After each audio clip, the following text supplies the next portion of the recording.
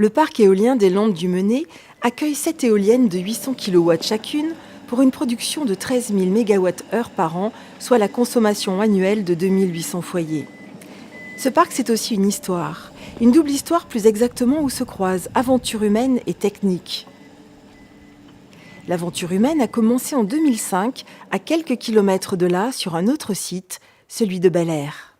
Ce parc a été mis en service fin 2005 et à l'époque c'était une forme de fierté pour les habitants du territoire puisque c'était le premier parc éolien du département. Mais les gens se sont très vite rendus compte qu'ils n'étaient pas acteurs de la réalisation de ce parc et ils n'étaient pas acteurs de son exploitation et ils n'en voyaient pas les retombées économiques directement sur le territoire. On s'est dit il faut absolument qu'on puisse participer. S'il y a un prochain parc à se mettre en place, il faut qu'on puisse y participer d'une manière ou d'une autre. En tant que maire, moi j'avais toujours dit il ne sera pas monté d'éoliennes sur le territoire de la commune sans que les habitants de ce territoire aient la possibilité d'y participer financièrement. Ça avait été une position très claire au départ.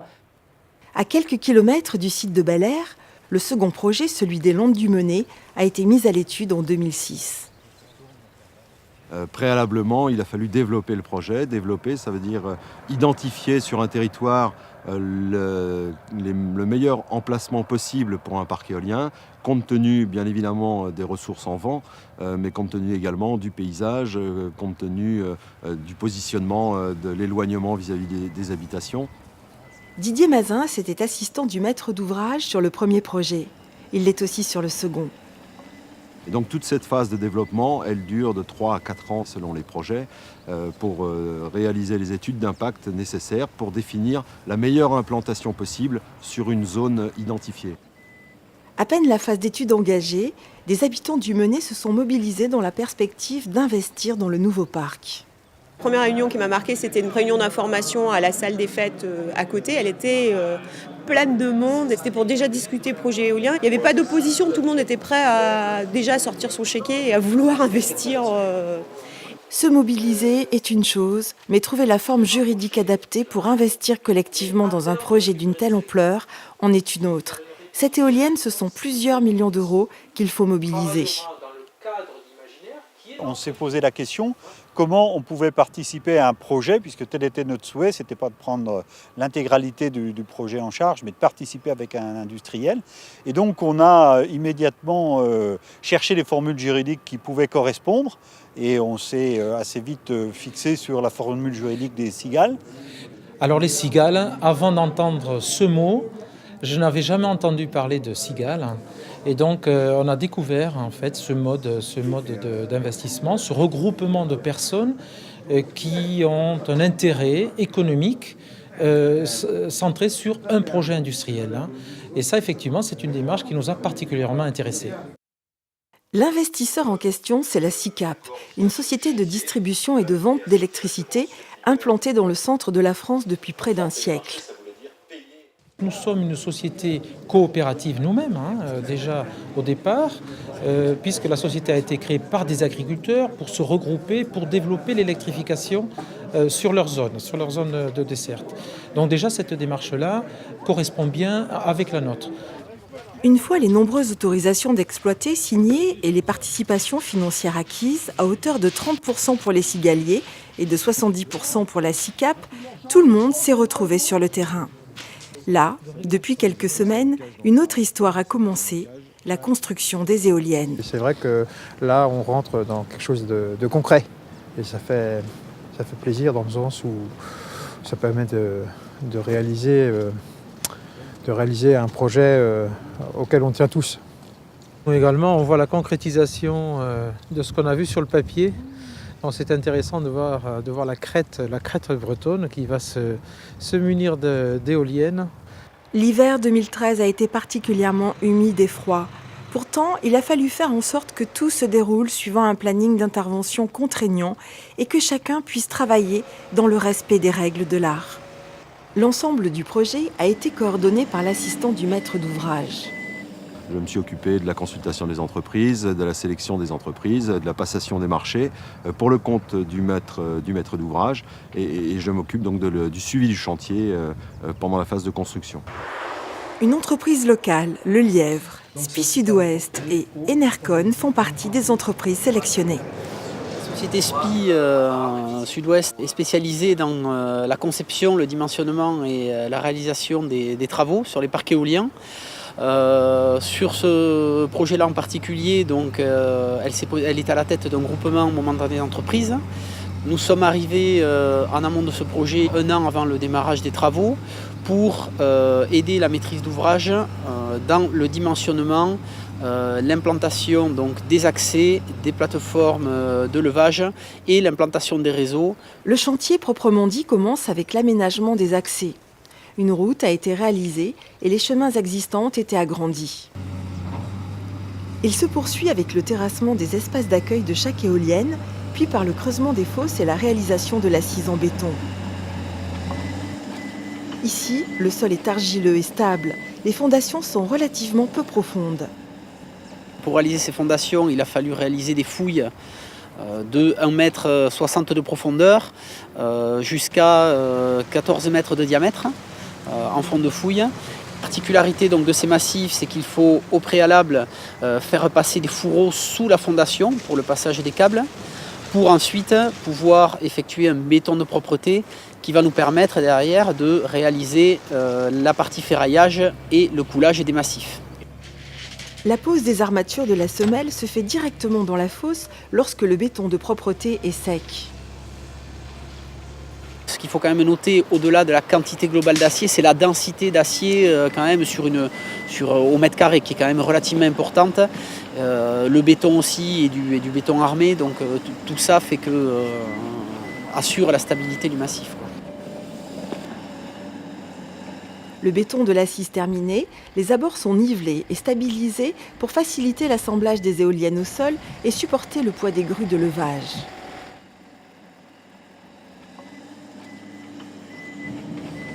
Le massif de béton est recouvert de remblais.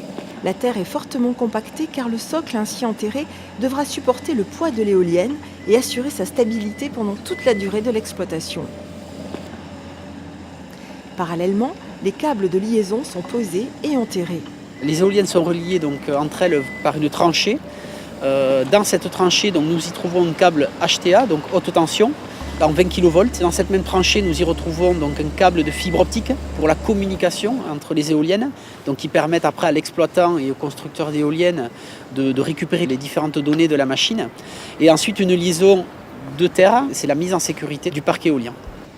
Tous les câbles sont reliés à un poste haute tension. Ce dernier est l'interface entre le parc de production et le réseau de distribution EDF. Les éoliennes du parc des Landes du Menet ont été fabriquées par Enercon. Elles sont acheminées par convoi en pièces détachées pour être assemblées sur place sous la responsabilité du fabricant. Chaque semaine, on a une machine qui arrive en 3 lots. Un premier lot qui est la nacelle, donc l'élément qui est tout en haut, qui est livré en 2 parties. Une partie basse, une partie haute qui est assemblée au sol. Le transformateur électronique, toutes les petites pièces.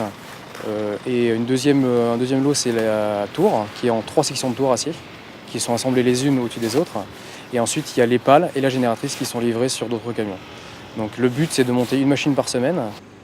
Le chantier s'apparente à un véritable mécano, un mécano géant où tous les éléments vont s'emboîter avec une très grande précision.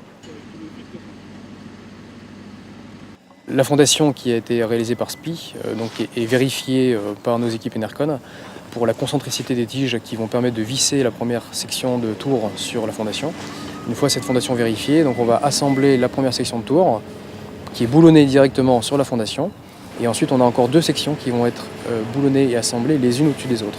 Donc c'est des éléments de 20 mètres de long qui font entre 15 et 20 tonnes et qui sont assemblés en une journée environ, les unes au-dessus des autres. Donc là on a effectué un serrage hydraulique à une pression de 1970 newtons, ce qui nous permet de serrer la fondation. Donc on a une rangée d'écrous à l'intérieur et à l'extérieur. C'est le serrage définitif de la fondation.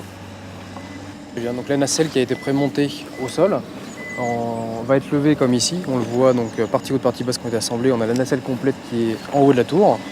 Donc la nacelle elle est boulonnée sur la dernière section de tour. Ensuite, on a la génératrice. Là, on est sur des petites éoliennes, donc on est plutôt sur 20 tonnes la pièce. On va pouvoir la lever et donc l'envoyer dans la nacelle et la fixer dans la nacelle.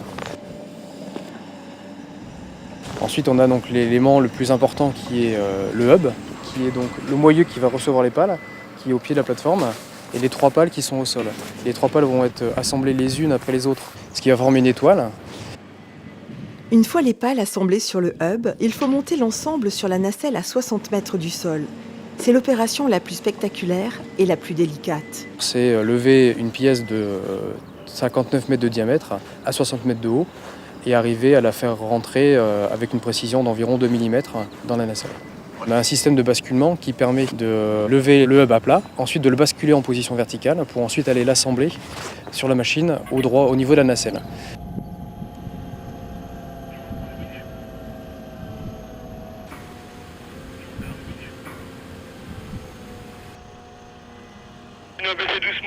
Les règles à respecter sont en fonction du vent. Donc on analyse le vent en fonction de la force et de la direction. Et savoir si les rafales sont douces ou si c'est des rafales avec beaucoup d'amplitude. La moindre rafale de vent au-dessus de 7 mètres secondes va faire tourner le hub ou dévier le hub de sa position. Et donc on n'arrivera pas à l'enquiller proprement dans la nacelle.